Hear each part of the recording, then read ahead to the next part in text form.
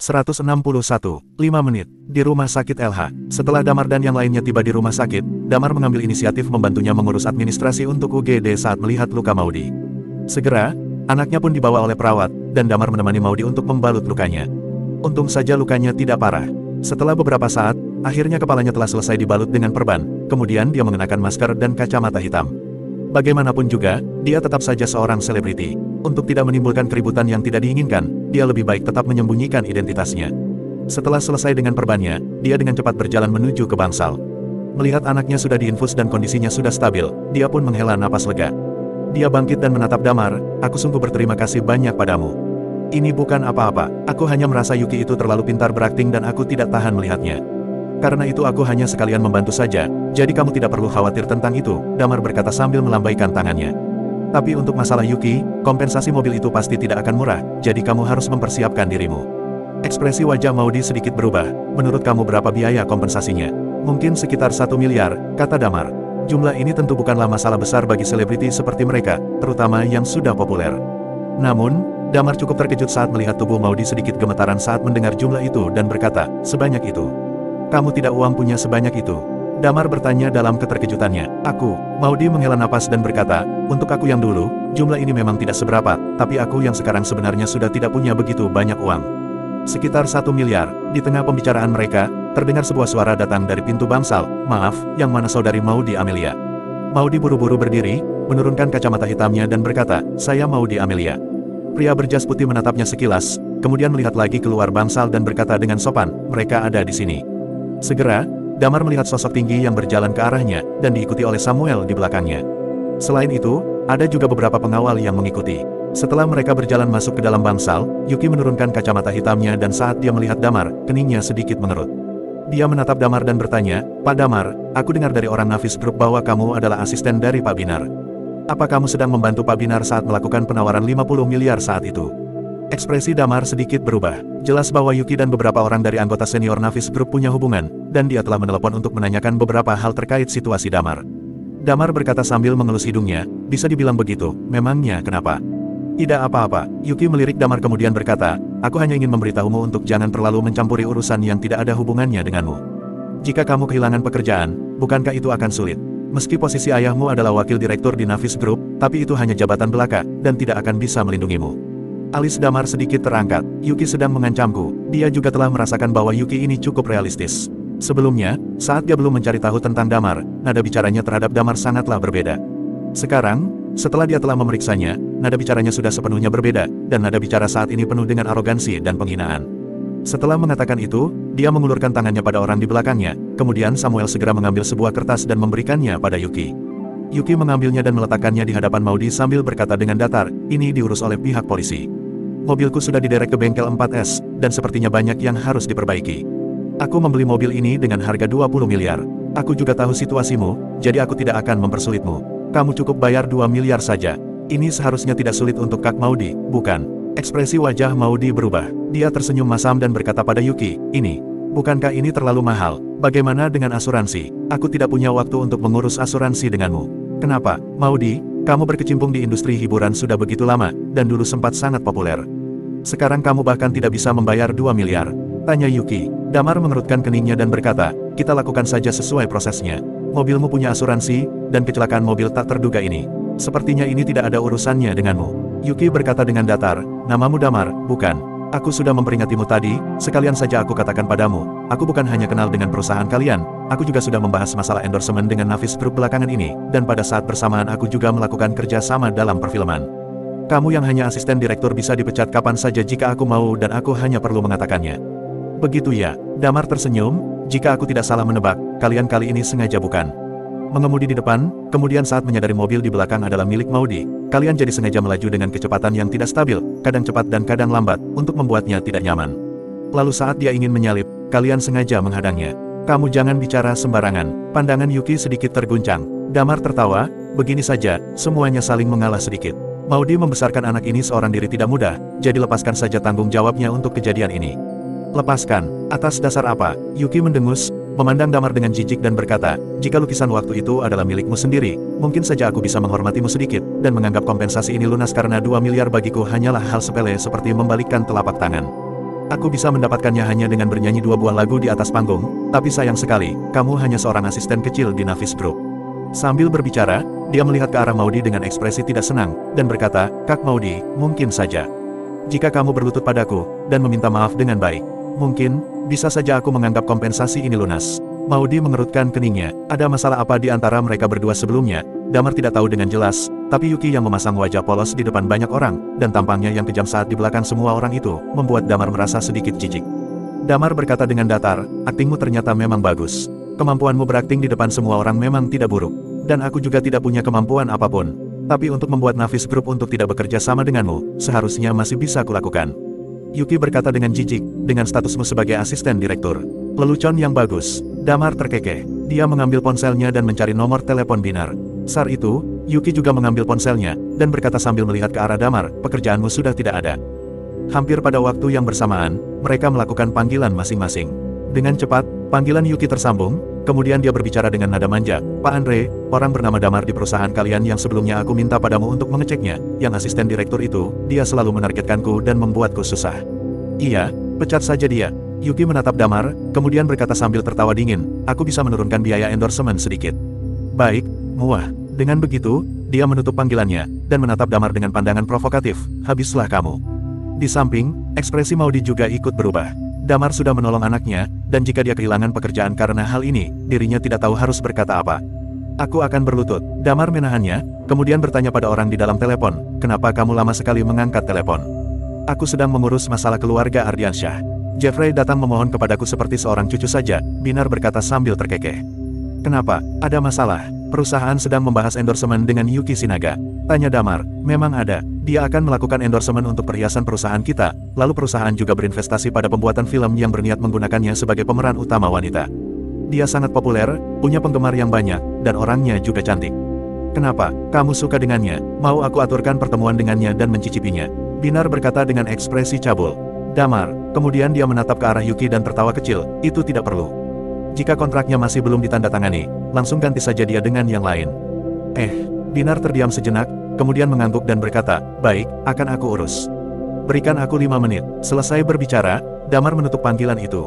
Yuki menatap Damar dan berkata, cek, Kak, ingin menggantiku dengan orang lain, lucu sekali.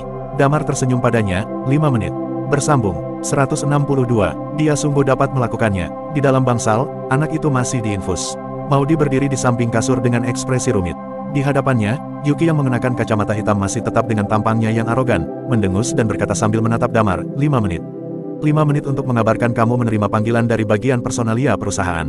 Damar, kamu pikir kamu itu siapa? Seorang asisten presiden saja, kamu menganggap dirimu orang penting. Damar mengelus hidungnya dan tidak memedulikan Yuki. Wajah Maudi penuh dengan ekspresi kebingungan. Sejujurnya, dia juga tidak percaya bahwa Damar memiliki kemampuan untuk itu, dan dia khawatir jika Damar akan kehilangan pekerjaan karena dirinya. Tapi melihat ekspresi tenang di wajah Damar, ada sedikit kecurigaan di dalam hatinya. Damar menuntunnya dan berkata, kamu duduk saja. Tidak apa-apa. Di samping, Yuki sedikit mengangkat alisnya saat melihat wajah tenang Damar.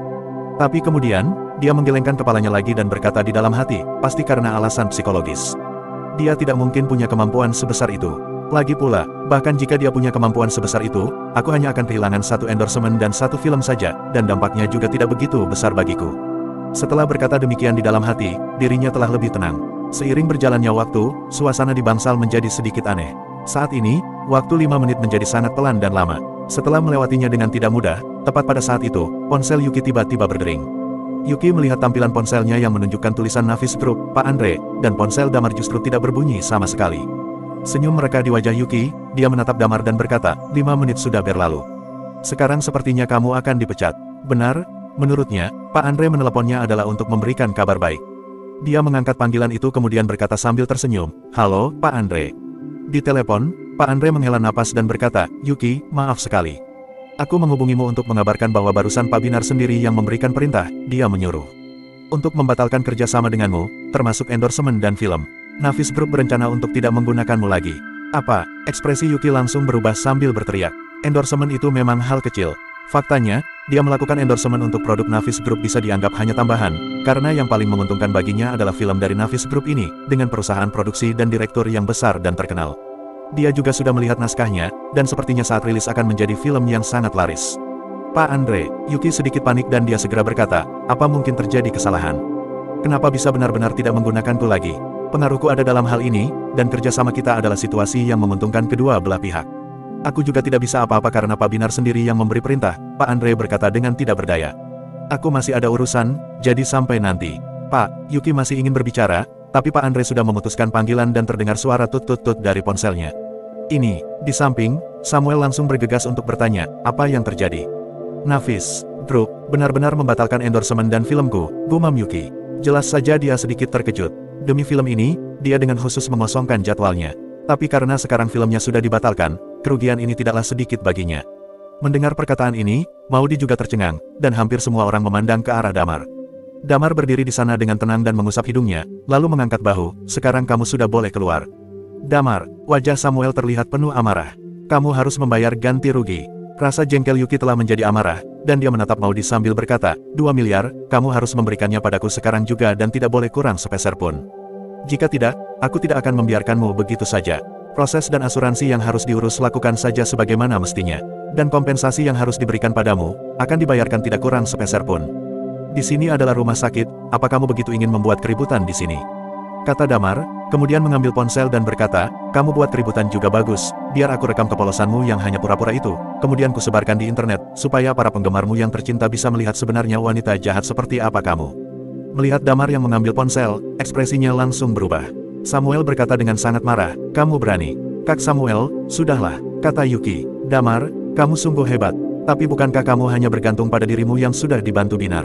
Lebih baik kamu mengharapkan Binar akan membantumu seumur hidupmu. Jika tidak, aku pasti akan membuatmu hancur. Kita lihat saja nanti. Setelah mengatakan itu, dia menatap mata Damar dengan penuh kebencian, kemudian berbalik lalu berteriak pada orang di sampingnya dan berjalan keluar dari bangsal. Saat mereka sudah pergi, barulah Damar melihat ke arah Maudi. Maudi menatap Damar dengan pandangan tidak percaya dan berkata, apa kamu? Anak orang kaya. Damar tertawa, apanya yang anak orang kaya atau bukan? Aku hanya punya hubungan yang cukup baik dengan Pak Binar dari Nafis Group. Memintanya untuk membatalkan kerjasama dengan seorang aktor bukanlah hal yang besar, dan Yuki ini bermuka dua. Dia benar-benar membuat orang merasa jijik. Kamu temani saja putrimu dengan baik, untuk kompensasi bisa diurus saja berdasarkan prosedur asuransi dan penyelesaian dari hukum dengan pengacara saja. Terima kasih banyak, sungguh. Maudi menggertakkan giginya dan menatap Damar, kemudian mengeluarkan ponselnya. Itu, boleh aku minta nomor WhatsAppmu? Damar tidak menolak. Dia membuka aplikasi WhatsApp dan menemukan bahwa Lisa mengirimkan banyak pesan padanya, dan ada juga beberapa panggilan tidak terjawab. Setelah bertukar nomor dengan Maudi, Damar pamit dan keluar dari rumah sakit. Kemudian dia menelepon Lisa. Halo, segera. Saat panggilan terhubung, Lisa bertanya, kamu sedang apa? Kenapa tidak mengangkat telepon terus? Apa kamu sedang berkencan? Damar menggaruk kepalanya dan berkata, tidak, tadi ada sedikit masalah, jadi aku tidak membuka WhatsApp. Ada apa? Audrey akan meninggalkan tempat ini dan pulang ke kota NJ, jadi malam ini aku dan teman-teman kami akan mengadakan acara perpisahan untuknya. Dia bilang untuk mengundang kamu juga, kata Lisa. Damar mengangguk, oke, di mana? Di Haidilao Hotpot waktu itu, kata Lisa. Waktunya pukul 7 malam, kamu harus datang ya? Iya, Damar memutuskan panggilan dan tersenyum, kota NJ dan LH tidak jauh, hanya butuh beberapa jam perjalanan dengan kereta atau 1 jam naik pesawat saja. Anak-anak ini sudah seperti mau berpisah seumur hidup saja. Dia langsung naik taksi ke daerah di dekat Haidilao Hotpot, dan mencari warnet yang ada di sekitar sana. Setelah bermain beberapa permainan, dia melihat sudah hampir waktunya janjian, dia baru pelan-pelan berjalan ke arah Haidilao Hotpot. Baru saja berjalan masuk pintu, Damar langsung melihat Lisa dan teman-temannya yang duduk tidak jauh dari sana. Ada sekitar 9 orang yang duduk di meja itu. Selain Lisa dan Audrey, kebanyakan adalah wanita, dan mereka semua cantik-cantik. Wah, mereka benar-benar anak seni, kata Damar dalam hati. Selain para wanita itu, hanya ada satu orang pria. Dia mengenakan setelan putih, dan terlihat cukup tampan. Tipikal idola muda yang tampan. Pria tampan dan wanita cantik di meja ini secara alami menarik perhatian banyak orang. Dari waktu ke waktu, tidak sedikit orang yang menghampiri mereka untuk berfoto bersama pria itu. Damar juga merasa wajahnya tidak asing. Mungkin dia melihat pria itu di sebuah aplikasi, karena sepertinya dia sama dengan Tandi yang merupakan selebgram, sejenis selebriti dalam internet. Damar mengambil inisiatif untuk menghampiri. Saat Audrey melihat Damar, dia langsung tersenyum, kamu benar-benar orang sibuk, datangnya benar-benar tepat waktu. Aku sudah tiba dari tadi, tapi aku main dulu sebentar di warnet sebelah. Damar mengelus hidungnya. Beberapa orang menatap Damar dengan mata penasaran. Lisa pun memperkenalkan Damar sebentar, dan juga memperkenalkan yang lainnya pada Damar. Tapi Damar tidak terlalu memedulikan, karena sepertinya kedepannya pun dia tidak akan bertemu lagi dengan mereka. Karena dia tidak begitu kenal dengan kebanyakan orang, Damar tidak banyak bicara, jadi dia hanya makan dan mendengarkan pembicaraan mereka. Masa sebagai pelajar telah lama berlalu bagi Damar, jadi dia tidak bisa masuk dalam pembicaraan mereka. Melihat Damar tidak banyak bicara, Audrey dan Lisa mengajaknya untuk berbicara beberapa kali dari waktu ke waktu agar dia tidak merasa terasingkan. Karena duduk bersebelahan, terkadang mereka terlihat sedikit intim saat mengobrol dan membuat pria yang duduk di hadapan Damar mengerutkan keningnya dan menatap dengan tatapan dingin. Kemudian dia membuka sebotol bir, "Kamu datang paling terakhir. Aku rasa kamu harus menghukum dirimu dengan minum 3 botol. Ekspresi Damar berubah dan menatap ke arahnya. Bersambung, 163, kompetisi minum. Di dalam ICU rumah sakit LH, seseorang dengan pelan didorong keluar dari sana. Jika memperhatikan dengan baik, bisa diketahui bahwa orang yang didorong keluar itu adalah Diska. Alex terus mengikuti di sampingnya, tapi kali ini wajahnya dipenuhi dengan ekspresi sedih dan putus asa. Di sebelahnya, ada ibu Diska yang sudah parubaya, yang saat ini matanya memerah dan bengkak karena menangis. Mereka mengikuti Diska dan berjalan sampai ke dalam bangsal. Setelah pengobatan selama beberapa hari ini, Diska akhirnya dapat keluar dari ICU dan dipindahkan ke bangsal umum.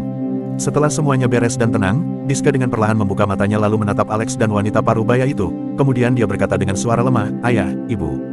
Kalian kenapa?" Alex menghela napas dan menatap Diska sambil berkata, "Diska, keluarga kita akan hancur tidak lama lagi." "Apa?" Diska yang baru saja membaik, kini bagaikan disambar petir. "Mereka tidak bersedia memberikan kita dukungan lagi. Tanpa sumber dana dari sana, bank terus menagih utang dan banyak pemegang saham juga menekan kita."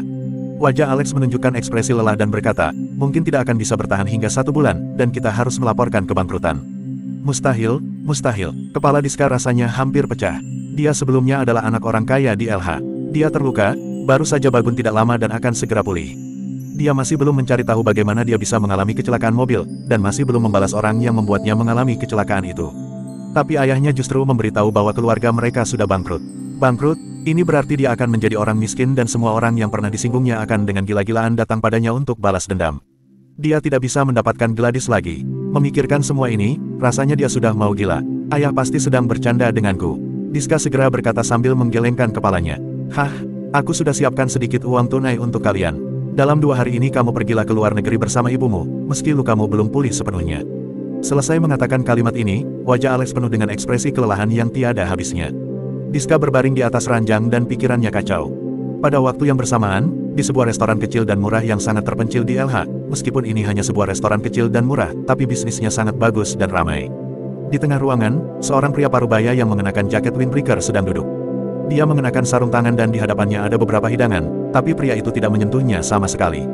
Terdapat luka sayatan pisau yang dalam di wajahnya. Dirinya yang duduk di sana, membuat orang lain merasa ketakutan. Dia memegangi sebuah arloji di tangannya. Tidak lama, seorang pria dan 2 orang wanita berjalan menghampiri, lalu mereka duduk di depan pria itu. Tepat waktu, pria parubaya itu menyimpan arlojinya dan menatap ketiga orang itu sambil berkata, "Aku pikir kalian sudah tinggal terlalu lama di kota ini dan sudah lupa dengan siapa diri kalian sebenarnya." Wajah ketiga orang itu tersirat rasa tegang. Mereka buru-buru duduk dan tidak berani mengatakan apapun. Melihat mereka bertiga, pria parubaya itu berkata dengan tenang, "Aku sudah menerima beritanya. Audrey akan meninggalkan LH besok pagi. Akan merepotkan jika ingin menjatuhkannya saat dia kembali ke kota NJ. Malam ini kalian harus bertindak. Tapi, keluarga Wong sendiri sudah membawa orang dengan level master kemari. Di LH, juga ada banyak Night Watcher," kata pria itu sambil mengerutkan keningnya. "Ini adalah hal yang harus kalian pikirkan." Pria parubaya itu berkata dengan nada yang tenang, "Selain itu, Zero yang dulunya Night Watcher juga ada di LH, aku tidak sengaja bertemu dengannya kemarin malam." "Apa kalian berkelahi?" tanya seorang wanita. "Tidak." Mengatakan ini, ada ekspresi malu di wajahnya. Kemarin dia pergi membunuh Sean Dempsey. Saat aku mendengar Sean menyebut namanya, aku tidak tahan dan langsung lari. 3 orang, lalu apa kamu melihat seperti apa wajahnya? Tanya wanita satunya. "Aku tidak sempat melihatnya." Pria parubaya itu menghela napas. "Jadi pada saat kalian bertindak, kalian harus pastikan keamanan. Tapi aku rasa dia juga tidak akan turun tangan, karena Night Watcher Second sudah kubuat terluka. Dia seharusnya sedang menjaganya. Bagaimana denganmu?" tanya pria itu. "Ada hal yang harus kukerjakan, jadi aku harus pergi duluan. Jika kalian tidak bisa menangkap Audrey, malam berikutnya langsung pergi ke kota NJ. Aku akan mengirimkan alamat lengkapnya padamu," kata pria parubaya itu. Menculik Audrey memang seharusnya adalah pekerjaannya, tapi setelah mengetahui keberadaan Damar, dia berencana untuk kabur duluan. Damar tentu saja tidak tahu tentang semua yang terjadi. Saat ini, dia menatap pria di depannya dengan heran dan berkata, "Janjinya pukul 7 dan aku tidak terlambat. Tapi kamu tetaplah orang yang tiba terakhir." Pria tampan itu berkata sambil tersenyum, "Begitu banyak gadis yang datang duluan, bukankah begitu? Dan lagi, aku punya banyak teman di sini yang menonton siaran langsungku." "Leslie, jangan buat ulah," Audrey mengernyitkan keningnya. Damar mengerutkan keningnya. Saat dia duduk di sana, dia telah melihat ada sebuah ponsel di ujung meja dengan tongkat selfie. Dia pikir itu milik Audrey yang digunakan untuk merekam makan malam bersama mereka yang terakhir. Dia tidak mengira bahwa itu adalah Leslie yang sedang melakukan siaran langsung. Tidak mengherankan karena pria ini pasti adalah tipe yang terus melakukan siaran langsung saat berada di luar, dan popularitasnya seharusnya tidak rendah. Jadi tidak sedikit orang yang datang untuk meminta foto bersamanya. Damar tidak suka dilihat oleh banyak orang. Untungnya, lensa kamera itu menghadap ke arah Leslie dan tidak ke arah Damar. Leslie menjadi lebih tidak senang saat mendengar Audrey membela Damar. Dia membuka 3 botol bir dan meletakkannya di atas meja, kemudian berkata, "Jika kamu pria, aku rasa kamu harus minum. Apalagi banyak orang yang sedang melihatmu." Sambil berkata, ekspresi wajahnya sedikit berubah. "Begini saja, aku minum bersamamu, bagaimana?" Audrey segera berbisik, "Jangan minum dengannya. Kamu jangan lihat dia kurus, tapi sebenarnya dia itu melakukan siaran kuliner, dia sangat jago makan dan minum." Alis Damar berkedut, di hatinya dia berkata, "Jago minum. Sebagai 2 pria di meja ini, aku saja sudah mengatakan akan menemanimu minum, tidak masalah bukan?" Leslie menatap Damar dan bertanya sambil menyeringai. "Tidak masalah kalau begitu." Damar tersenyum. Audrey dan Lisa tercengang. Audrey berbisik, "Kamu tidak dengar apa yang kukatakan padamu. Leslie ini benar-benar sangat jago minum. Dan lagi, dia ingin melihat tampangmu saat mabuk dan membuat keributan hanya demi konten saja." Melihat Audrey dan Damar sedang berbisik, mata Leslie semakin dingin. Seolah takut Damar akan mundur, dia buru-buru meletakkan 3 botol bir di hadapan Damar. Melihat pandangannya, Damar menghela napas di dalam hati. Dia bisa melihat bahwa Leslie ini jelas punya perasaan pada Audrey, dan Leslie tidak senang pada Damar yang tempat duduknya diatur oleh Audrey untuk berada di sebelahnya. Terlebih lagi Audrey yang dari waktu ke waktu mengobrol dengannya dan membuat Leslie semakin tidak senang. Jadi dia ingin membuat Damar mabuk dan mempermalukan diri Damar. "Kamu sungguh pelit." Damar mengusap hidungnya. "Aku akan langsung meneguk habis 1 botol, kamu pelan-pelan saja," kata Leslie dan langsung mulai meneguk 1 botol. Audrey dan Lisa baru hendak menghentikannya, mereka melihat Damar juga mengambil 1 botol, dan mereka berdua pun hanya bisa memasang ekspresi tidak berdaya. Dengan cepat 3 botol bir itu lenyap masuk ke dalam perut. Damar bersendawa karena bir dan membuat Audrey serta Lisa terkejut. Mereka tidak pernah melihat Damar minum dan tidak mengira toleransi alkohol Damar ternyata cukup bagus. "Boleh juga kamu." Di hadapannya, Leslie berkata sambil tersenyum, "Tidak kelihatan ternyata toleransi alkoholmu begitu bagus. Kalau begitu hari ini aku harus mengajakmu minum yang banyak." Damar tertawa, "Boleh saja." Setelah itu, mereka berdua tampaknya telah berjalan dalam satu jalur. Leslie tidak hentinya mencari berbagai alasan untuk mengajak Damar minum. Dari bir menjadi arak, dan sampai membuat campuran yang keras. Leslie terus mengajaknya minum, Damar tidak menolak dan terus minum. Soal minum, Damar tidak pernah takut pada siapapun. Di samping, Audrey dan yang lainnya pada awalnya terus membujuk untuk tidak melakukannya, sekarang justru terkejut. Terutama Audrey dan Lisa karena mereka sama sekali tidak mengira bahwa Damar akan terus-menerus minum dan tidak pergi ke kamar kecil sama sekali, tetapi ekspresi di wajahnya tidak berubah sama sekali. Tentu saja, dengan mereka berdua yang terus bergilir untuk minum, siaran langsung milik Leslie langsung meledak dipenuhi penonton. 2 jam kemudian, Damar masih tetap duduk di sana dengan ekspresi yang tidak berubah, sementara Leslie yang di hadapannya sudah mulai berbicara dengan tidak jelas. "Bocah," dia mengangkat segelas bir dan berkata, "Tidak disangka. Aku sudah menganggap remeh kamu. Kamu, ternyata sangat jago minum. Hari ini, aku harus membuatmu mabuk. Biar kamu lihat dengan baik, siapa kamu sebenarnya." Karena dia semakin mabuk, dia mulai bicara tanpa kesadaran, dan duduk pun sudah tidak terlalu stabil. Damar mengernyitkan keningnya dan berkata sambil menatapnya, "Lebih baik kamu berhenti minum. Kamu sudah mabuk." "Mabuk, aku mabuk." Dia berdiri dengan oleng dan berkata, "Bocah, dilihat saja sudah tahu kamu miskin. Pecundang miskin. Audrey, justru mengundangmu makan. Apa kamu pantas duduk bersamanya? Audrey, aku suka padamu.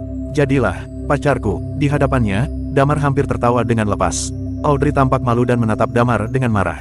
Saat itu, Leslie melihat ke sekeliling dan berkata, "Yuj, aku mau ke kamar kecil, ada di mana?"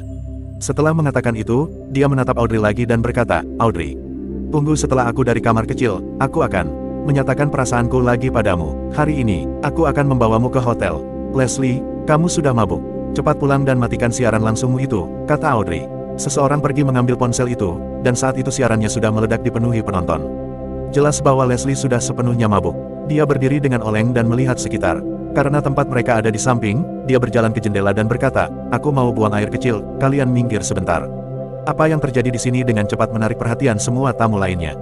"Di sana bukan kamar kecil." Audrey langsung berteriak, tapi Leslie tidak memedulikannya, dia seolah sudah tidak tahan lagi dan langsung buang air kecil di sana. Sambil buang air kecil, dia berkata dengan begitu menikmati, leganya. Bersambung, 164, Damar, cepat pergi. Saat Leslie mulai buang air di depan jendela, ruang siaran langsung meledak dalam sekejap, dan rentetan komentar bergulir di layar ponsel. Seorang wanita yang berada di samping ponsel merasa ada yang tidak beres, dan buru-buru berlari mengambil ponsel itu untuk menutup ruang siaran langsung, tapi adegan yang terjadi sebelumnya sudah direkam oleh banyak penonton yang mengikuti siaran langsung itu. Damar juga tercengang, dia sudah sering melihat orang menggila saat mabuk, tapi ini adalah pertama kalinya dia melihat yang separah ini. Selain ada begitu banyak orang di Haidilao Hotpot, jumlah orang di ruang siaran langsungnya juga sangat banyak. Wajah Audrey sepenuhnya memerah, dia memelototi Damar dan berkata, "Ini semua salahmu. Kamu lihat, kan ada begitu banyak orang yang sedang melihat kita, apa ini tidak memalukan?" Damar berkata tanpa daya, dia terus menantangku untuk minum, dan aku tidak bisa menolak. Jadi aku tidak bisa disalahkan untuk ini. Audrey hanya bisa pasrah. Memang, Leslie lah yang selalu menantang Damar untuk minum dari awal, dan Damar hanya merespons dengan pasif. Hanya saja tidak ada yang mengira ternyata toleransi alkohol Damar bisa sebagus ini, dan sekarang saat Leslie sudah tidak bisa berpikir jernih, Damar masih terlihat seperti tidak apa-apa. Ekspresi wajah Audrey tampak buruk. "Sekarang bagaimana?" "Karyawan Haidilao datang," kata Damar. "Benar, semua orang di Haidilao ini sudah gila. Mereka baru pertama kali bertemu dengan orang mabuk yang langsung buang air kecil di jendela seperti ini tanpa peduli ada begitu banyak orang yang sedang melihat. Dengan dia buang air kecil di sini, bagaimana tamu lain bisa menelan makanan mereka?" Beberapa orang langsung menghampiri. Ada beberapa orang yang mengepel lantai dan beberapa orang yang mulai menghentikan Leslie. Leslie juga sepertinya sudah hampir selesai buang air kecil, wajahnya tampak puas, kemudian dia menggerakkan lehernya. Saat menoleh, dia melihat Audrey dan yang lainnya sedang menatapnya, kemudian dia bertanya dengan terkejut, kenapa kalian datang ke kamar kecil pria?" "Tuan Omara," pelayan Haidilao buru-buru berkata, "di sini bukan kamar kecil. Aku ingin buang air besar sekarang." Saat itu, Leslie tiba-tiba kembali berkata, "Gila, tak berperasaan." Semua orang tercengang. "Pak, kamar kecil ada di sebelah sini. Biar saya antar, boleh?"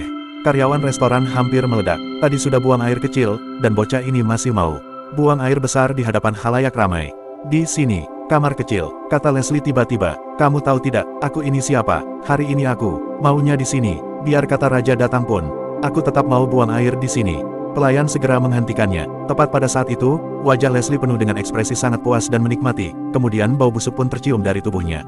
Leganya, dia langsung buang air besar di celana. Damar dan yang lainnya tercengang. Ini jauh lebih menakjubkan daripada di TV. Audrey sudah tidak bisa bersabar lagi dan langsung mengambil ponselnya, kemudian membuat panggilan, "Om, cepat datang bantu aku, antarkan bocah ini pulang ke rumahnya." Segera, seorang pria parubaya berjalan menghampiri dan menatap Leslie yang berada di lantai. Dia mengernyitkan alisnya tapi tidak peduli soal dia yang sangat menjijikkan, dan langsung memukul lehernya sekali. Leslie yang masih gila karena mabuk, dalam sekejap langsung pingsan. "Om, cepat antar dia pulang ke rumahnya. Aku kirimkan alamat rumahnya padamu," kata Audrey buru-buru. Damar juga sedang memperhatikan pria parubaya itu. Jelas sekali bahwa dia dikirim oleh keluarga Wong untuk melindungi Audrey.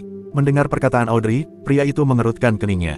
"Tenang saja, aku akan menyetir sendiri dan pulang dengan selamat. Tidak akan terjadi apa-apa," tambah Audrey. Pria parubaya itu mengangguk, "Baiklah, aku antar dia pulang dulu dan akan segera kembali." Setelah mengatakan itu, dia langsung memikul Leslie dan mengambil ponsel serta tongkat selfie milik Leslie, kemudian berjalan keluar. Di sekeliling, terdengar suara-suara dengan pembicara yang sambil menunjuk. Tidak sedikit orang yang melihat ke arah mereka.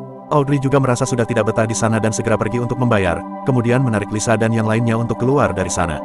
"Apa kita masih pergi main lagi?" tanya Lisa. "Lupakan, besok pagi aku harus naik pesawat," kata Audrey. "Aku harus beres-beres dulu di rumah." "Baiklah," kata Lisa. "Kalau begitu, saat liburan nanti aku akan pergi ke kota NJ untuk bermain bersamamu. Lagi pula sekitar setengah bulan lagi sudah libur." "Oke," kata Audrey. Setelah mengatakan itu, Lisa melihat ke arah Damar. "Damar, kamu dan Audrey tinggal di satu perumahan, jadi aku serahkan Audrey padamu. Kamu harus mengantar Audrey selamat sampai di rumah." Damar mengangguk, "Iya." Semua gadis-gadis tidak ada yang minum, dan mereka mengucapkan salam perpisahan pada Audrey. Setelah mereka semua sudah pergi, saat itu barulah Audrey mengeluarkan kunci mobilnya, membuka pintu dengan buru-buru dan masuk ke dalamnya. Meskipun yang membuat malu tadi adalah Leslie, tapi mereka bersama dengan pria itu, jadi dia pun merasa sangat malu juga. Setelah naik ke mobil, barulah Audrey menatap Damar dan berkata, "Besok setelah Leslie sadar dan ingat kejadian hari ini, dia pasti tidak akan melepaskanmu. Lebih baik kamu jaga jarak dengannya ke depan. Dia sendiri yang menantangku minum, lalu jadi gila karena mabuk. Apa urusannya denganku?" Damar tak bisa berkata apa-apa lagi. "Tapi dia tetap tidak akan mengampunimu," tambah Audrey. "Terserahlah, lagi pula kedepannya kita juga tidak akan bertemu lagi," Damar berkata sambil mengangkat bahunya. "Terlebih lagi, bukankah dia melakukan siaran langsung? Memangnya apa yang bisa dia lakukan padaku? Lupakan, besok aku akan mengawasinya supaya dia tidak mencari masalah denganmu." Audrey menghela napas. "Besok aku sudah akan pergi dari LH, aku ingin menyetir keliling di LH sebentar, jadi kamu temani aku cari angin." Damar tidak menolak, dan mereka pun melaju untuk berkeliling di LH sebentar. Audrey menatap Damar dengan aneh dan bertanya, "Oh ya, Damar.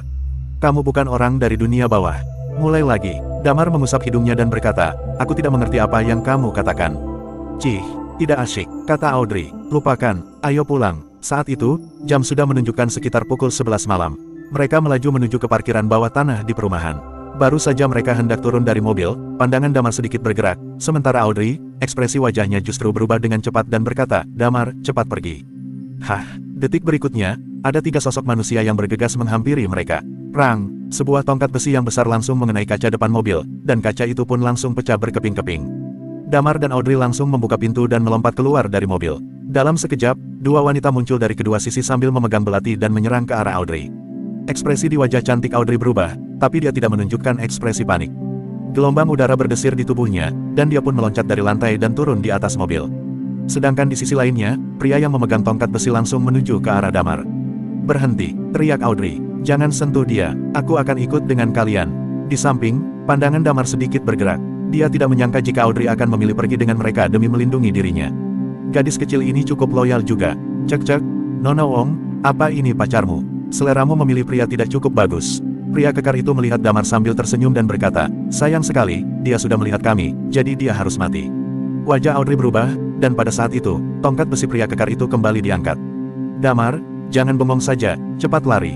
Melihat Damar diam di tempat tidak bergerak dan masih dengan ekspresi yang sama, Audrey mengira Damar sangat terkejut dan tercengang. Dan pria kekar itu mengayunkan tongkat besinya dengan kejam ke arah kepala Damar, kemudian memukulnya. Tidak, Audrey memucat dan ingin menolong Damar, namun pada saat itu, 2 wanita yang dihadapinya memegang belati dan menghadang jalannya. Rang, tepat pada detik itu, suara benturan terdengar. Audrey menutup matanya dengan refleks.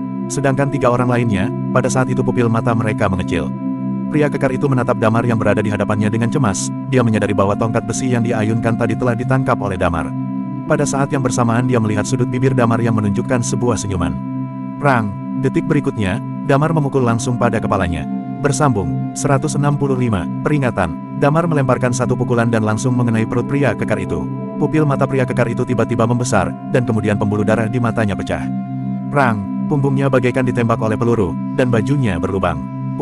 Pada saat bersamaan, darah segar mulai mengalir dari mulutnya. Brak, kemudian, tubuh pria itu dengan mata merahnya yang terbuka, jatuh terbaring di lantai. 2 wanita lainnya membeku pada saat itu juga.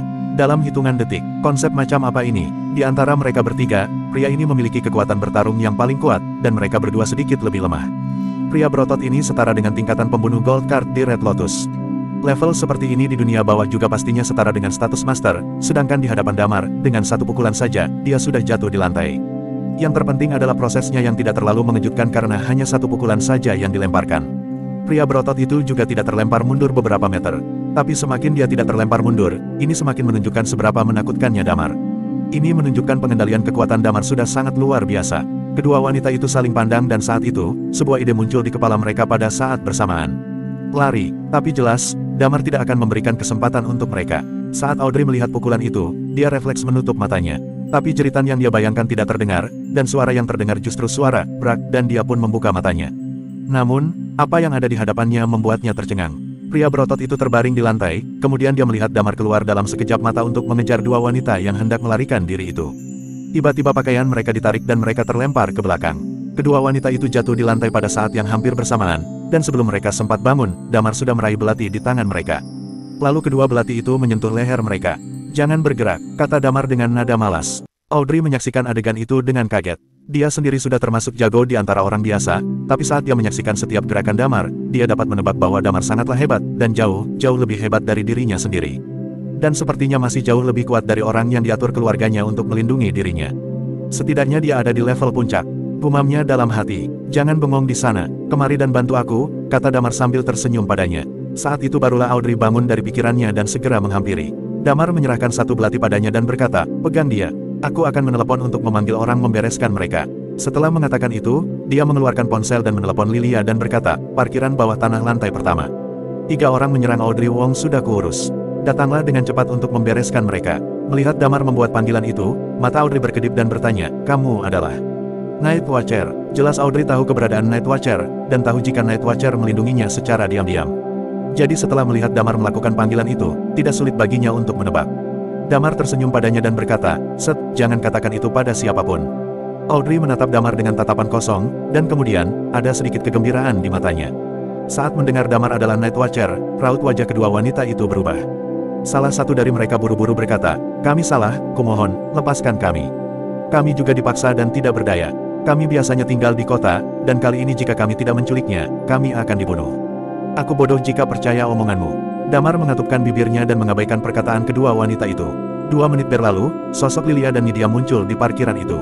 Setelah melihat ketiga orang itu, Lilia bertanya, "Apa mereka orang Red Lotus?" "Tidak tahu, di bagian yang bisa dilihat tidak terlihat ada tanda Red Lotus. Aku juga tidak bisa menelanjangkan mereka di sini untuk memeriksanya, bukan?"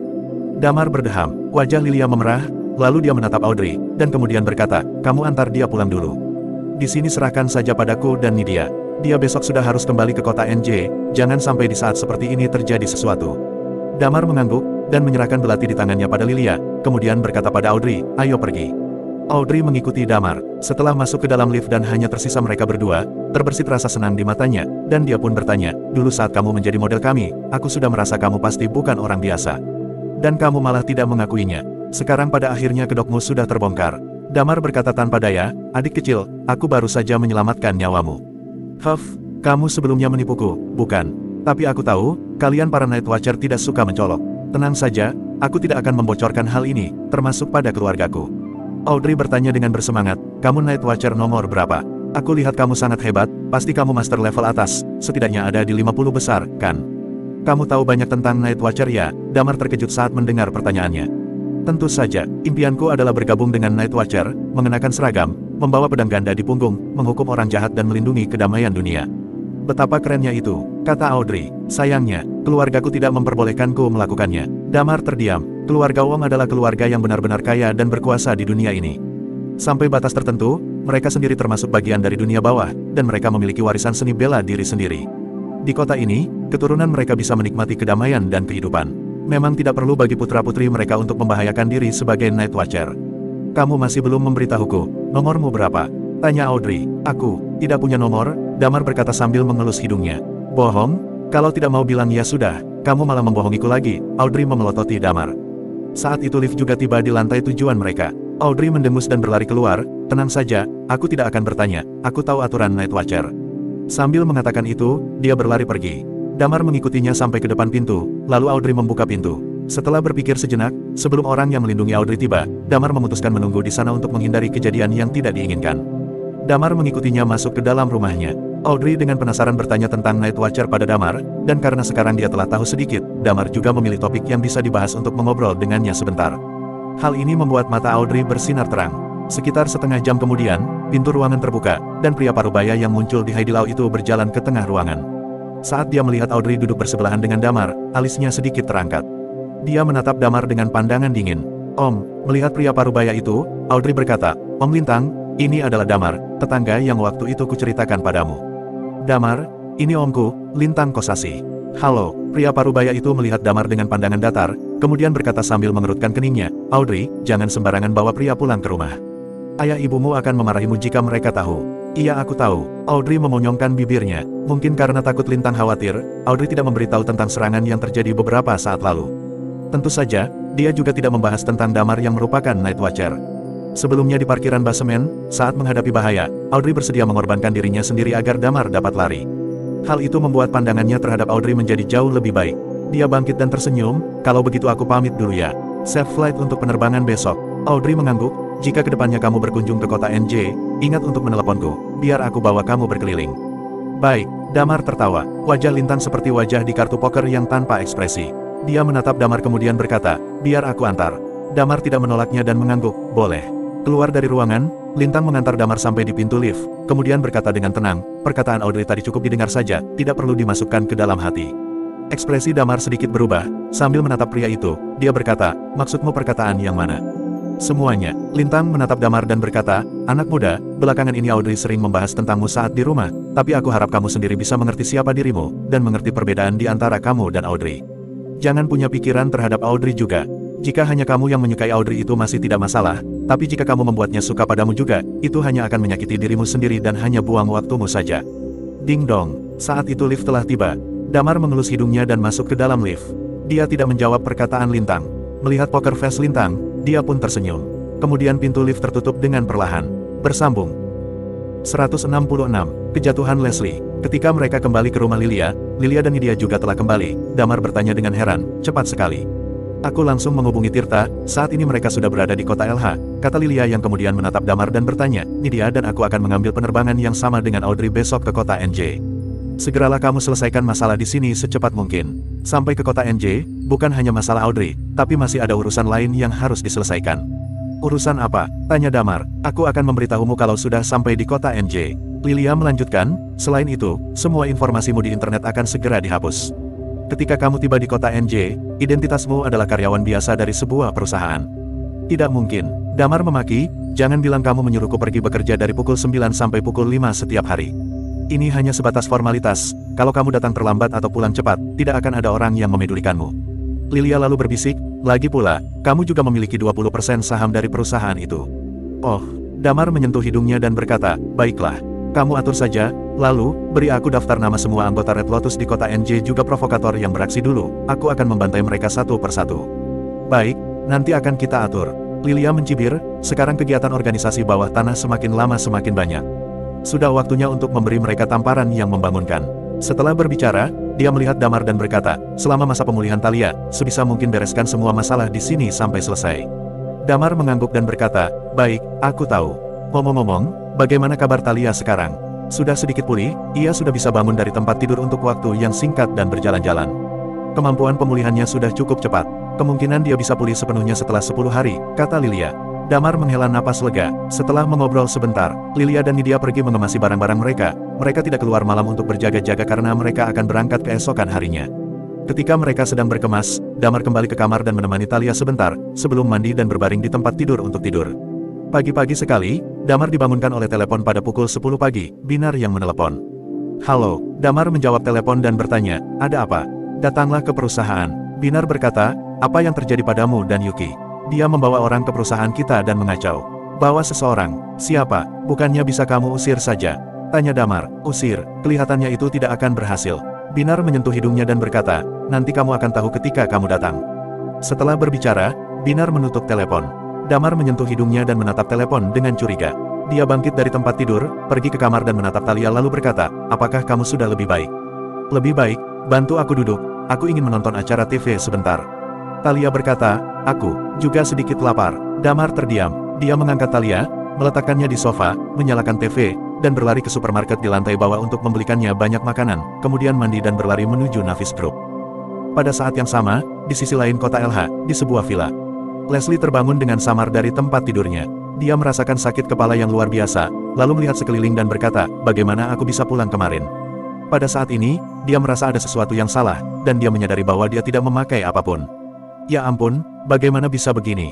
Dia kaget, dia tidak ingat apa-apa setelah tadi malam. Dia hanya ingat minum dengan Damar, bergantian antara arak putih dan bir, lalu. Dia pun pingsan. Brengsek, kenapa orang itu kuat minum sekali? Leslie mengumpat, kuharap aku tidak mempermalukan diriku kemarin. Sambil berkata demikian, dia menyalakan telepon dan membuka WhatsApp. Ting, ting, ting. Sebuah pesan muncul di WhatsApp. Dia membuka yang pertama, seseorang mengiriminya selusin pesan lengkap dengan videonya. Astaga, Leslie, kenapa kamu? Apa kamu mabuk kemarin? Kemarin kamu mabuk dan kencing di depan jendela direkam oleh orang-orang yang live streaming dan diunggah ke internet. Jantung Leslie berdegup kencang, lalu membuka videonya. Benar saja, di video tersebut dia mabuk, seketika kepalanya panas. Kemudian dia membuka video kedua, direkam oleh orang yang sedang makan di Haidilao Hotpot. Dia melihat kalimat terakhirnya, bahkan jika Tuhan datang, aku akan tetap berada di sini. Seluruh tubuhnya bergetar, dia dengan gemetar membuka website dan di sana, ada lebih dari 30.000 komentar. Berita paling hangat adalah sebuah komentar dengan jumlah like terbanyak. Raja kencing paling hebat. Leslie melihat hinaan di web, ekspresinya berangsur-angsur kosong. Ah, dia tidak bisa menahan teriakannya, Damar, sialan kamu. Damar tentu saja tidak tahu tentang julukan Leslie sebagai Raja Kencing. Saat ini, dia sedang mengemudi di dalam mobil. Setelah tiba di Navis Group, dia masuk ke perusahaan dan menemukan Binar di lantai paling atas lalu bertanya, siapa sebenarnya? Ahli waris Bank Royal, Rio sudah tiba. Binar berkata dalam hati, kamu juga tahu, ia adalah cucu favorit kakek Hartono. Dia membawa Yuki ke sini dan aku juga tidak bisa apa-apa. Damar mengerutkan kening, jadi orang di belakang Bank Royal, Hartono Dewanto, adalah orang yang sama yang diucapkan Binar, kakek Hartono. Meskipun Bank Royal memiliki dana besar, Hartono Dewanto sangat rendah hati. Dalam keluarga mereka, Damar hanya mengenal 3, Hartono Dewanto, Arya, dan cucu Hartono Dewanto, Elizabeth Dewanto. Adapun yang lain, dia tidak terlalu kenal dengannya. Jadi, Yuki dan Ryo ini satu kelompok. Tanya Damar. Jelas lah, Yuki ini orang yang dipegang Ryo dengan uang, kata Binar. Damar menyentuh hidungnya dan berkata, sepertinya kakek Hartono tidak mendidik anak itu. Masa dia justru jatuh cinta pada wanita busuk seperti Yuki? Aku akan membantu kakek Hartono membereskan ini. Sudut mulut Binar sedikit berkedut, mungkin hanya Damar saja yang berani mengatakan hal seperti itu. Di mana mereka? Tanya Damar. Di ruang rapat. Binar berkata, aku akan mengantarmu ke sana sekarang. Damar mengangguk. Dipimpin oleh Binar, mereka berjalan menuju ruang konferensi yang besar. Setelah pintu terbuka, Damar melihat ada beberapa orang di ruang konferensi. Yuki masih memakai kacamata hitam dan duduk dengan sangat bahagia. Di belakangnya, Samuel yang kokoh berdiri, mengangguk dan membungkuk. Di posisi utama, seorang pria muda berpakaian dengan gaya yang sangat biasa, tidak seperti orang kaya. Dia mengenakan celana jeans dan lengan pendek, dan penampilannya cukup biasa, memakai kacamata hitam, dan dua kakinya berada di atas meja, dan dia melihat Damar berjalan. Dia menunjuk ke Damar dan bertanya, ini orangnya. Yuki berkata dengan suara merdu yang membuat Damar merinding, Kak Ryo, itu dia. Dia yang mengerjai aku kemarin dan membuatku kehilangan endorsement dari Navis Group, membuatku kehilangan muka di depan wanita menjijikkan seperti Maudi. Sampai-sampai aku kehilangan naskahku. Ryo menatap Damar, dan berkata dengan cibiran di sudut mulutnya, wah, berani sekali kamu. Dia melihat Binar lagi dan berkata, Pak Binar, anak seperti ini. Buat apa kamu melindunginya seperti ini? Ryo, jaga omonganmu. Binar mengerutkan kening saat mendengar ini. Ryo mencibir, dan kemudian sepenuhnya mengabaikan kata-kata Binar, melambaikan tangan sedikit ke belakang dan berkata, lebih baik dipukul dulu, baru pelan-pelan kita bicara. Dia terlihat sangat sombong. Wajah Binar sedikit berubah. Kali ini, Damar tertawa, melihat Yuki, lalu berkata sambil tersenyum, sepertinya aku benar-benar harus membantu Hartono Dewanto mendidik cucunya. Bersambung, 167, membantu kakekmu mendidikmu. Mendengar kata-kata Damar, Ryo terdiam sejenak, lalu berkata dengan wajah marah, beraninya kau memanggil kakekku dengan namanya saja. Damar menyentuh hidungnya, dia tersenyum dan menatap Ryo lalu bertanya, beritahu aku, buat apa kamu datang kali ini? Ryo melepas kacamata hitamnya, melihat ke arah Damar, lalu berkata, mudah sekali, lanjutkan endorsement Yuki, lanjutkan film yang diberi investasi. Lalu kamu, keluar dari Navis Group. Kemudian aku akan meminta seseorang untuk memberimu pelajaran. Tentu saja, sekarang setelah kamu berani memanggil nama kakekku secara langsung, lalu berkata dengan kasar kepadaku, aku berencana untuk mengirimmu ke rumah sakit paling tidak selama 2 bulan, kata Ryo. Di sebelahnya, Yuki mencibir dan menatap Damar lalu berkata, Damar, bukankah kemarin kamu terlihat berani? Binar mencibir, Ryo, kamu juga terlalu berpikir bahwa dirimu penting. Aku sudah memberitahumu dengan jelas bahwa aku tidak mungkin menggunakan wanita ini. Wajah Yuki berubah, lalu dengan genit dia berkata kepada Ryo, Kak Ryo. Ryo menatap Binar dan bertanya, Pak Binar, kamu tidak mungkin tidak tahu bahwa dia adalah wanitaku. Kalau aku tidak datang ke kota LH, aku tidak akan tahu bahwa dia menderita karena kalian di kota LH. Percaya atau tidak, jika aku akan memberitahu kakekku, lalu kakekku akan menghentikan bantuan untukmu dan membantu keluarga Ardiansyah, bukan? Damar menyentuh hidungnya dan berkata, dia mungkin saja wanita dari banyak orang. Orang ini, apa yang kamu katakan? Wajah Ryo berubah menjadi kesal. Dia menatap Damar dengan tegas dan berkata, apa yang masih kalian tunggu? Beri dia pelajaran. Aku lihat, siapa yang berani bertindak. Binar berkata. Damar melambaikan tangannya dan berkata, ternyata cara didik Hartono benar-benar kurang baik. Keluarga Dewanto memiliki anak sepertimu. Kamu memiliki banyak uang, tapi kamu suka wanita seperti Yuki. Itu sungguh mengecewakan. Hari ini aku harus menggantikan kakekmu, Hartono, memberi pelajaran kepadamu. Setelah mengatakan itu, dia mengambil langkah maju. Ryo yang meletakkan kakinya di atas meja belum sempat bereaksi, Damar sudah menangkap dan menyeretnya dari kursi. Hentikan, wajah orang-orang yang dibawa oleh Ryo berubah. Jangan bergerak. Saat itu, Binar bergegas dan menendang satu orang, sambil menunjuk satu jari ke orang lain, berkata dengan nada mengancam. Dia lahir di Night Watcher, bahkan jika dia berkelahi dengan tangan yang patah, kekuatannya tidak sebanding dengan orang-orang biasa ini. Apakah kamu tahu siapa aku, Damar? Kamu berani memperlakukanku seperti ini, sepertinya kamu sudah bosan hidup. Damar tersenyum dan berkata, benarkah? Prak, prak, prak, prak. Segera setelah itu, dia mulai meninju dan menendang Ryo. Tentu saja, kekuatannya terkontrol dengan baik. Serangannya hanya bisa membuat Ryo merasa sakit, tetapi tidak akan cedera serius. Ryo pun terjatuh. Yuki tercengang. Ryo, ahli waris dari Bank Royal, jika diukur dari seluruh dunia, kemungkinan ia adalah salah satu orang terkaya. Sekarang Damar memperlakukannya seperti ini. Meskipun Yuki duduk di sana dan tidak dipukuli, keringat dingin mulai mengalir di dahinya, dia sedikit bingung tentang siapa Damar yang sebenarnya. Dia pikir Damar hanyalah orang yang punya hubungan dengan Binar, dan dia pikir Ryo pasti bisa menangani Binar. Tapi sekarang, Damar dan Binar sama sekali tidak peduli pada Ryo. Dan, sepertinya Damar juga kenal bos dari Bank Royal, kakek Ryo Hartono, seketika dia merasa ketakutan. Dia bisa menggantikan Maudi Amelia, alasan utamanya adalah karena Ryo adalah orang di belakangnya yang menyokong dana untuknya. Jangan pukul lagi, aku yang salah. Setelah dipukuli sebentar, Rio tidak tahan lagi, itu terlalu menyakitkan baginya.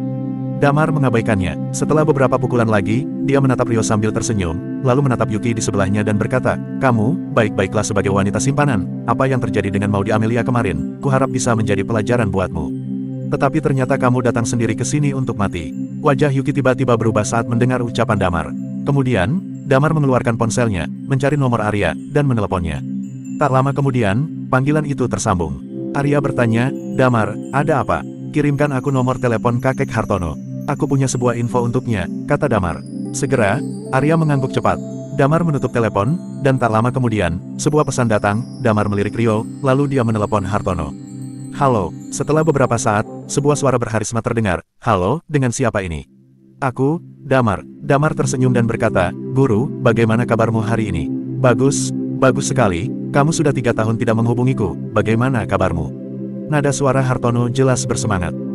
Pak, untuk masalah lama, tunggu aku datang ke kota NJ baru kita bicarakan tentang masa lalu. Aku telepon untuk memberitahu sesuatu." Damar berkata, "Rio itu cucumu, kan?" Hartono mengangguk dan berkata, "Ya, ada apa ya?" Damar menceritakan tentang kecelakaan mobil Yuki, dan kemudian menjelaskan secara rinci tentang apa yang baru saja terjadi. "Bagus sekali, pukul saja, memang harus dipukul." Hartono memarahi, "Anak ini, setiap kali aku berusaha mendisiplinkannya, tapi dia dimanjakan oleh ibunya, setiap hari hanya mencari masalah. Kasih teleponnya ke dia." "Aku menyalakan speaker, kamu bilang saja." Damar menyalakan speaker, padahal, ponsel Damar bukanlah ponsel yang bagus, namun suaranya cukup keras saat menjawab panggilan itu. Rio sudah mendengar suara kakeknya di telepon. Pada saat ini, ketika dia mendengar Damar menyalakan pengeras suara, dia dengan cepat berkata, "Kakek, datang dan selamatkan aku. Aku akan dipukuli sampai mati oleh Damar. Lebih baik dipukul sampai mati." Suara Hartono terdengar di telepon dan berkata, "Tahukah kamu siapa dia? Penyelamat hidupku, hidup saudara perempuanmu, dan kehidupan Omu. Kamu berani cari gara-gara dengannya. Segera minta maaf kepada Damar. Jika Damar mengatakan dia tidak puas, aku akan memotong kakimu." Wajah Rio tiba-tiba berubah, "Dia yang menyelamatkan kakakmu dan keluargamu." "Aku tidak tahu, aku malas bicara padamu, tunggu kamu kembali ke kota NJ dan lihat bagaimana aku membereskanmu," teriak Hartono. Wajah Rio berubah menjadi ketakutan, berbaring di tanah, putus asa dan berkata, "Kakek, aku salah. Oh, dan juga, artis wanita itu, usir dia. Kalau aku menemukan bahwa masih ada komunikasi di antara kalian, aku benar-benar akan memotong sumber keuangan kamu," tegur Hartono lagi. "Baik, aku akan putuskan dia, tolonglah." Rio frustrasi menghadapi Hartono.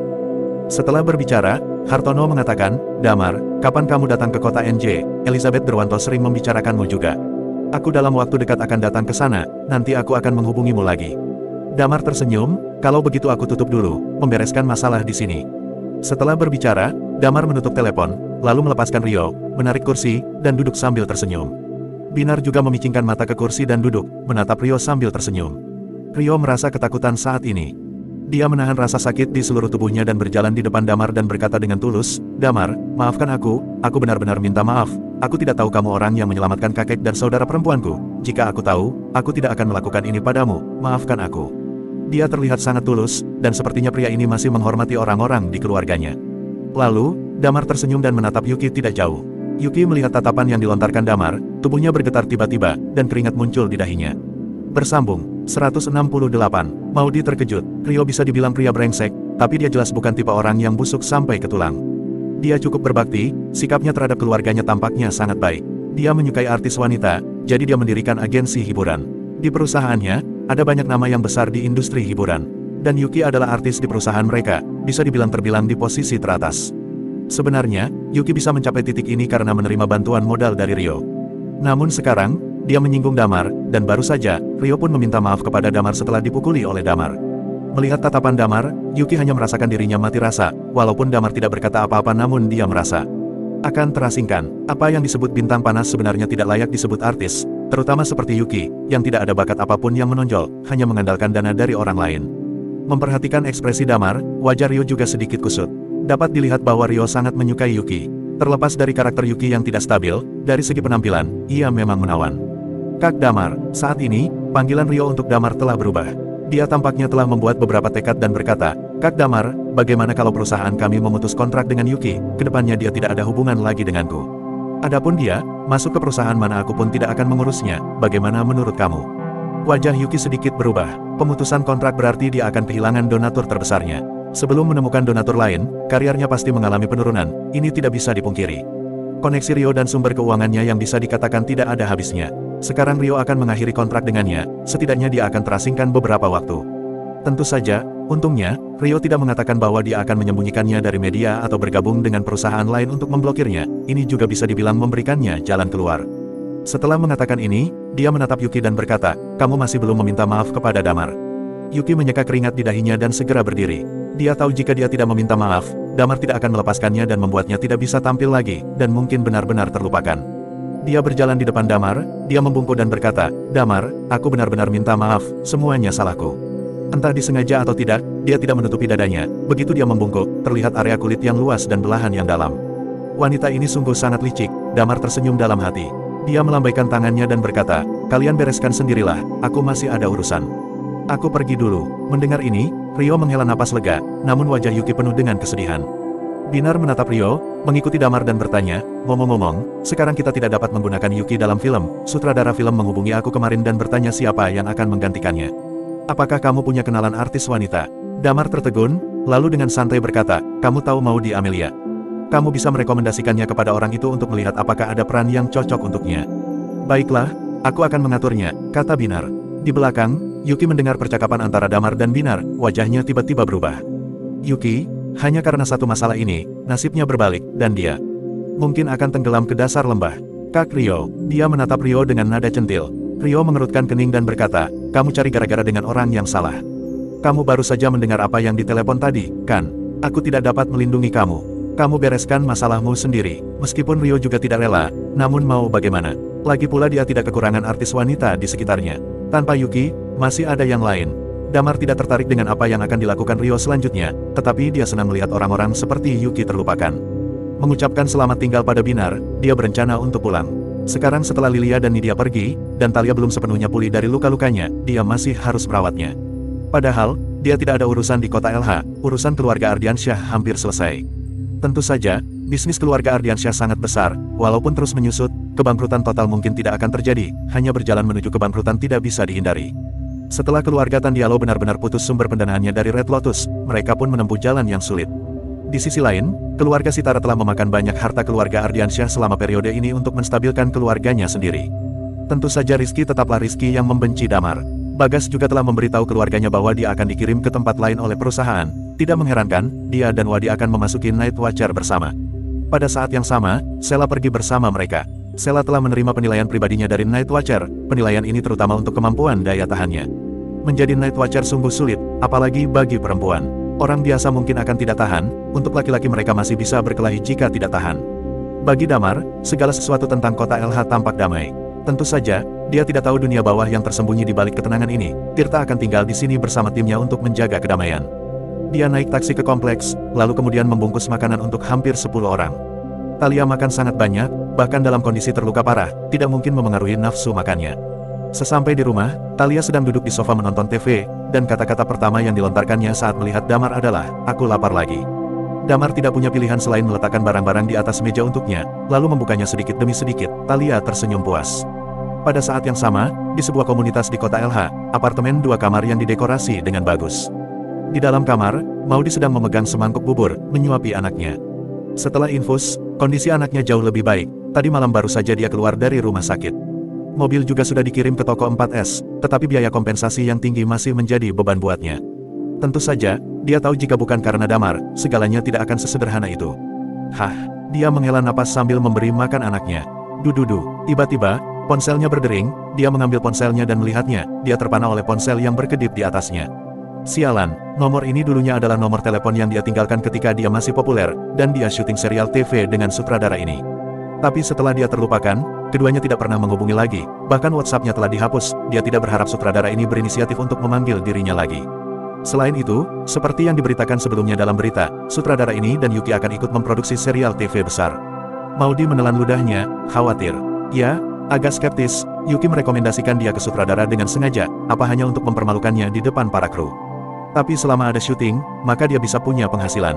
Dia menggertakkan giginya, mengangkat telepon, dan berkata dengan sopan, Pak Yanuar. Halo, Maudy, kan, lama tidak bertemu. Di ujung telepon, Yanuar berkata sambil tersenyum, aku punya pekerjaan di sini. Apakah kamu ada waktu? Jika kamu ada waktu, datanglah ke kota NJ sesegera mungkin untuk mencobanya. Nanti kamu bisa langsung main. Perannya adalah sebagai wanita nomor 2. Wajah Maudi kaget. Wanita nomor 2. Ini adalah sesuatu yang tidak dia duga sama sekali. Jika drama ini meledak, nasibnya mungkin akan berbalik dalam satu langkah. Dia mencoba yang terbaik untuk mengendalikan emosi batinnya dan berkata, aku bisa.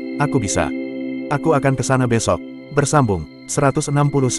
Night Watcher Fort. Tentu saja Damar tidak tahu betapa bahagianya Maudi. Dan juga Maudi tidak tahu bahwa dia bisa mendapatkan peran ini hanya karena satu kalimat dari Damar. Damar berpikir bahwa antara dia dan Maudi itu hanya pertemuan biasa, kedepannya pun mungkin tidak banyak berhubungan, hanya saja Maudi memberinya kesan yang baik jadi dia membantunya. Di kota LH, tidak banyak yang harus dia lakukan, dia merawat Talia setiap hari, lalu pulang untuk makan bersama orang tuanya, dan kadang-kadang keluar untuk bermain dengan Wendy. Sekitar 10 hari berlalu tanpa disadari. Bisa dikatakan bahwa kemampuan pemulihan Talia sangat baik, dalam 7 atau 8 hari, ia sudah bisa bergerak cukup bebas.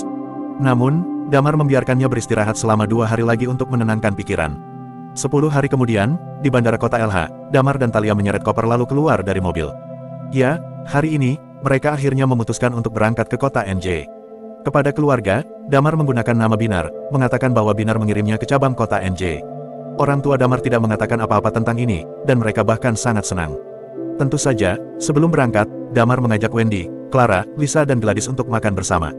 Awalnya ia mengajak Gladys, namun sepertinya Gladys sedang dikontrol ketat oleh keluarganya. Jadi tidak bisa keluar. Di bandara, kedua orang itu pergi ke mesin tiket untuk mengambil tiket, lalu pergi ke gerbang tiket untuk pemeriksaan tiket. Saat itu, tiba-tiba mereka melihat kerumunan melonjak. Yuki ada di sini. Astaga, itu benar-benar Yuki. Di sebelahnya, ada beberapa orang yang mulai bersemangat. Damar juga menoleh, dan melihat pintu keberangkatan tidak jauh dari sana. Yuki melepas kacamata hitamnya dan memberikan tiketnya untuk diperiksa. Ada senyum tipis di wajahnya, ketika seseorang memanggilnya, dia berbalik dan melambaikan tangannya, menunjukkan senyum manis. Itu dia, kata Talia melihat Yuki, ekspresinya sedikit berubah. Selama ini, Damar sering bercerita tentang Yuki, dia meliriknya dan berkata, kelihatannya memang cantik sekali. Wanita bermuka 2, Damar berkata, biarkan dia, ayo kita cek tiketnya dan naik ke pesawat. Pukul 11 siang, keduanya akhirnya naik ke pesawat. Saat pesawat terbang semakin tinggi, Talia melihat ke bawah dan mengerutkan kening dan berkata, aku telah tinggal di sini selama 3 tahun, ada sedikit perasaan enggan untuk pergi. Untuk Night Watcher, ada 2 tipe utama, satu adalah tim Special Force dan yang lainnya adalah tim Regional Development. Tim Regional Development adalah tim seperti Tirta, mereka akan ditempatkan di kota yang bertanggung jawab atas kota itu. Sedangkan tim Special Force adalah kekuatan utama untuk melakukan beberapa misi skala besar. Sebagai tim Night Watcher terkuat, Damar dan Talia seringkali berkeliling dunia dan menghabiskan lebih dari sebulan di sebuah kota. Oh iya, aku juga sangat merindukan kota JC, kata Damar. Talia tersenyum dan berkata, kamu merindukan mantan istrimu ya? Damar pun menyahut, jangan sembarangan. Talia tersenyum dan berkata, tidak masalah, ketika balas dendam selesai, dan kita kembali ke Night Watcher, hari-hari sibuk seperti dulu akan kembali. Namun, hingga saat itu tiba, mencoba untuk menjatuhkan Dempsey. Bukan hal yang mudah, jangan khawatir, ada aku, kan? Damar tersenyum padanya. Talia mengangguk dan berkata, iya juga, ada kamu, cepat duduk, jangan bergerak dan biarkan aku tidur sebentar. Setelah itu, dia menoleh, menyandarkan kepalanya di bahu Damar, dan memejamkan mata. Kota NJ dan kota LH tidak jauh, hanya membutuhkan waktu beberapa jam jika naik kereta api, dan hanya membutuhkan waktu 1 jam lebih jika menggunakan pesawat. Pukul 12.30 siang, Damar dan Talia tiba di Bandara Internasional kota NJ. Alamat tempat tinggal mereka sudah dikirimkan oleh Lilia kepada mereka. Sebuah bungalow di sebuah kompleks. Meskipun Lilia dan Damar tidak kekurangan uang, tetapi mereka tidak hidup dalam kemewahan. Keduanya turun dari pesawat, mengambil barang bawaan, dan berjalan di luar di sepanjang lorong. Hanya beberapa langkah setelahnya, mereka merasa ada yang tidak beres. Di sekitarnya, 2 barisan satpam tiba-tiba berkumpul dan berteriak di depan sambil berjalan, beri jalan, beri jalan. Orang-orang yang sedang berjalan dengan cepat diarahkan ke kedua sisi. Lalu, tidak jauh dari sana sekelompok besar orang berkumpul. Damar mengerutkan kening, dia berbalik dan melihat Yuki mengenakan kacamata hitam sedang berjalan menuju keluar bandara dengan wajah dingin di tengah 2 baris penjaga keamanan. Banyak orang di sekitar mengenalinya, mereka semua mengeluarkan ponsel mereka dan memotretnya. Wanita itu satu penerbangan dengan kita. Talia mengerutkan kening, disuruh beri jalan dong, apa kamu tidak mengerti? Pada saat ini, orang yang membantu Yuki membukakan jalan, berteriak-teriak. Talia mengangkat alisnya dan bertanya, apa bandara ini milik kamu? Orang yang membuka jalan sedikit tercengang, namun Damar merasa ada yang tidak beres, dan dengan cepat menarik Talia ke samping untuk bersembunyi. Kenapa kamu menarikku? Aku tidak terbiasa dengan orang seperti itu. Hanya membuat kesal. Lihat dia, kata Talia perlahan. Damar berkata, baru-baru ini, dia kontraknya dengan perusahaan sudah diputus. Setiap hari beritanya masuk ke dalam berita utama. Kalau sampai kita berdebat di sini, terfoto dan masuk ke berita utama, kelihatannya tidak baik. Sebagai Night Watcher, selain rendah hati, berkelakuanlah tanpa dikenali. Adapun setelah semua berakhir, semuanya balik lagi ke orangnya secara pribadi. Thalia mendengus kesal dan berhenti berbicara. Setelah Yuki pergi, Damar menyentuh hidungnya dan menatapnya pergi dengan cibiran di sudut mulutnya. Setelah meninggalkan bandara, mereka langsung naik taksi menuju kediaman Lilia. Rumah Lilia terletak di sekitar ring 5 kota NJ. Meski bukan villa, harganya juga tidak murah.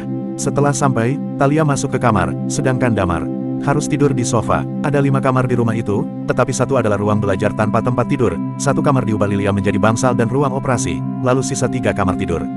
Tentu saja, Damar tidak masalah. Setelah meletakkan barang bawaan, Lilia memeriksa seluruh tubuh Thalia. Setelah memastikan bahwa dia tidak dalam kondisi serius, dia menatap Damar dan berkata, "Nama perusahaan tempat kamu bekerja adalah Danome Group. Besok bawa kartu ID kamu dan pergi ke sana. Ketika sampai di sana, kamu akan dijemput pensiunan Night Watcher. Dulu dia dari tim 77.162, namun sudah pensiun dari garis depan dan sekarang membantu Night Watcher mengelola industri nyata. Night Watcher yang pensiun dari garis depan dan memiliki industri sendiri, rata-rata semuanya dikelola sendiri. Tentu saja, banyak Night Watcher tidak memiliki perusahaan sendiri. Orang-orang ini akan masuk ke perusahaan Night Watcher lain dan menjadi manajemen." Damar mengangguk dan berkata, "Siapa namanya?" "Anwar Syarifuddin," ucap Lilia. Damar menggaruk-garuk kepalanya, belum pernah mendengar nama itu. Namun, Damar adalah pemegang saham Danome Group. Anwar ini harusnya tahu diri Damar dan dia hanya perlu menelepon ketika saatnya tiba.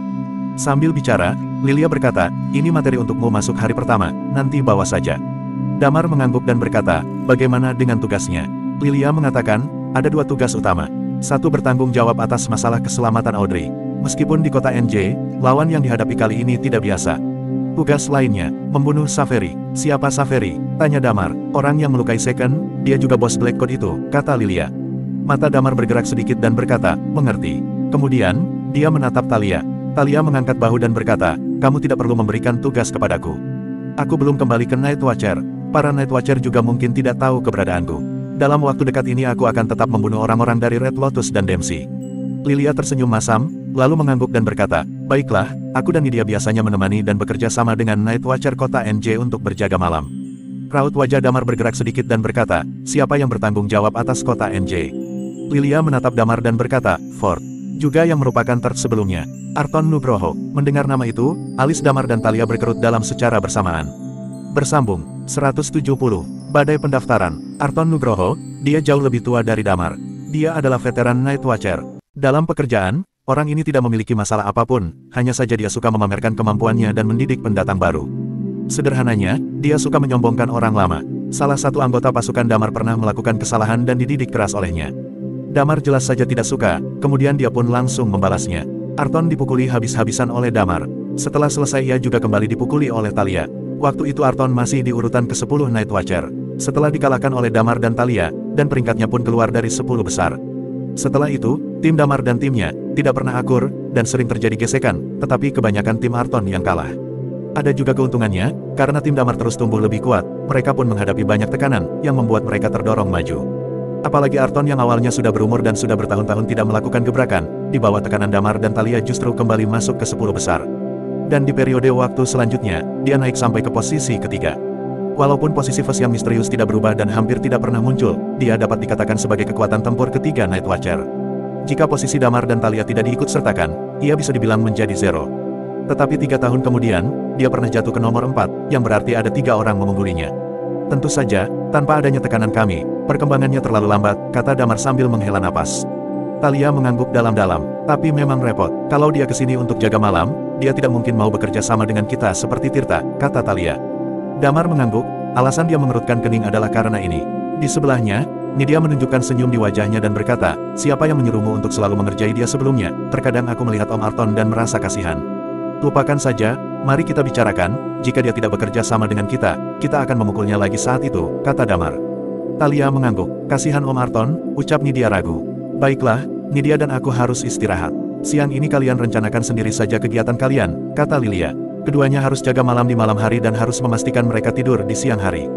Damar dan Thalia mengangguk, mereka hanya jalan-jalan di sekitar lingkungan pada sore hari, berkenalan dengan lingkungan sekitar, pulang ke rumah, dan istirahat setelah makan malam. Keesokan harinya, Damar tidur sampai bangun pukul 9 pagi, lalu mengambil arsip, perlahan-lahan menuju ke arah Danome Group. Tadi malam, Damar juga sempat mengecek latar belakang perusahaan ini, yang mana sudah terdaftar namun belum sebanding dengan Navis Group. Tetapi nilai pasarnya sudah 6 triliun, jadi bisa dibilang tidak terlalu kecil. Setelah sampai di bawah gedung, Damar membawa arsip dan menunjukkannya kepada satpam di pintu. Damar pun diantar masuk ke dalam perusahaan, ia lalu berjalan ke lobi, mengeluarkan telepon dan menelepon Anwar. Sekitar 2 menit berlalu, Anwar berlari ke bawah, dan ketika melihat Damar dengan wajah bersemangat. Zero masih hidup, bisiknya. Anwar seorang laki-laki tinggi besar, hampir 1,9 meter, tetapi karena dia tidak perlu melakukan tugas apapun, sosoknya pun jelas tidak terurus, dan terlihat sedikit lebih gemuk. Mendengar apa yang dia katakan, Damar terdiam, menyentuh hidungnya dan berkata, "Tolong atur pekerjaan untukku." Anwar mengangguk. Dia membawa Damar ke bagian personalia. Setelah prosedur masuk selesai, Anwar berkata, "Bagian penjualan ada di lantai 5. Aku akan mengantarmu untuk mengenal karyawan di dalamnya." Damar menggelengkan kepalanya dan berkata, "Tidak apa-apa, kamu pergi dulu saja, aku bisa sendiri ke sana. Apakah orang-orang di sana tahu bahwa aku akan bergabung dengan mereka?" "Iya, mereka tahu, aku sudah menginfokan mereka, tetapi aku tidak menyebutkan identitasmu, hanya bergabung sebagai karyawan biasa," kata Anwar. Damar mengangguk dan berkata, "Baiklah, kalau begitu aku bisa pergi sendiri." "Baiklah, nanti sampai di bagian penjualan, kamu cari Aditya Samsul, dia akan mengatur pekerjaan buatmu." Setelah itu, Anwar teringat sesuatu dan bertanya, "Dengar-dengar, kamu punya beberapa saham perusahaan besar di kota NJ. Aku bekerja sama dengan Night Watcher untuk menyusun dokumen, nanti aku akan mengirimkan dokumen itu kepadamu. Selama di kota NJ, jika kamu perlu sesuatu, kamu dapat menghubungi kami secara langsung." Damar mengangguk. Dia tidak terkejut dengan hal ini, kota NJ memiliki banyak keluarga yang tersembunyi, dan mereka yang berada di bawah tanah juga lebih aktif. Selama 6 tahun di Night Watcher, ini adalah tempat yang sering dikunjungi Damar. Dari berbagai sisi, tempat ini seperti rumah bagi Damar. Berpamitan pada Anwar, Damar mengecek jam. Sudah sekitar pukul 10.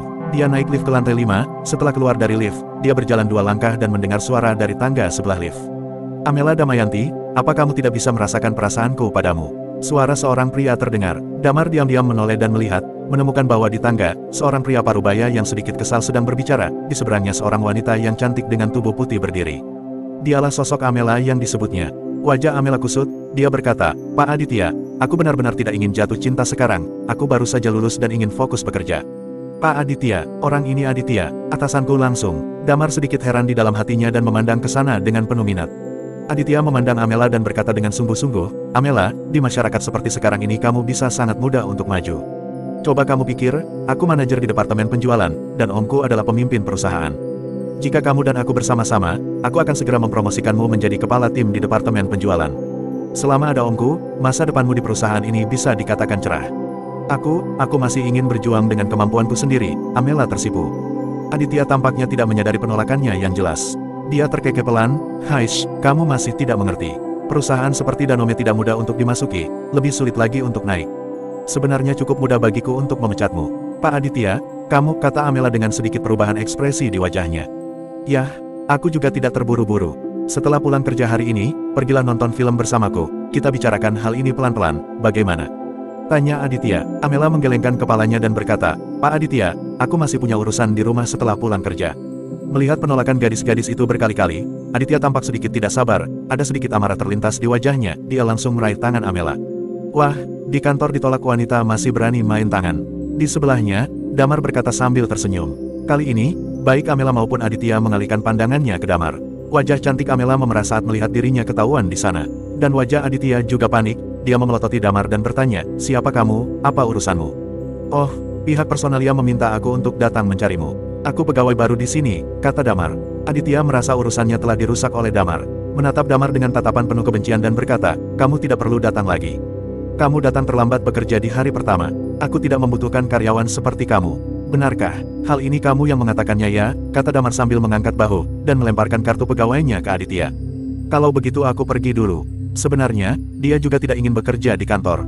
Jika bukan karena Lilia yang memberinya identitas ini, dia tidak akan datang sama sekali. Aditya tidak menyangka Damar akan mengiyakannya begitu saja. Selain itu, wanita bernama Amela itu juga menatap Damar dengan tatapan datar. Di Danone Group, tak terhitung berapa banyak orang berdesak-desakan ingin masuk. Namun, Damar malah menyia-nyiakannya. Dududu, seketika itu, ponselnya berdering tiba-tiba. Aditya mengambil ponsel dan meliriknya. Melihat nomor teleponnya, kelopak matanya berkedut hebat. Dia segera mengangkat telepon dan berkata, "Halo, Pak Anwar." "Aditya," di telepon terdengar suara Anwar bertanya, "Apakah Damar sudah datang ke bagian penjualan? Apakah kamu sudah memberinya posisi yang relatif menganggur? Biarkan ia jika datang telat atau pulang cepat, tidak perlu pedulikan dia." Aditya terdiam sesaat. Pegawai baru, Damar. Dia dengan cepat mengambil kartu pekerja yang dilemparkan oleh Damar dan melihatnya. Begitu dia melihat kata Damar di atasnya, kepalanya hampir meledak. Dia baru saja memberitahuku bahwa dia akan berhenti. Suara Aditya sedikit bergetar. Apa? Anwar dengan tegas berteriak. Pasti kamu membuatnya tidak nyaman ya? Aku, Aditya menelan ludah. Kukatakan padamu, kejar orang itu dan bawa kembali padaku. Kalau tidak, kamu dan Omu sekalian saja keluar dari perusahaan ini. Anwar meraung di telepon. Bersambung.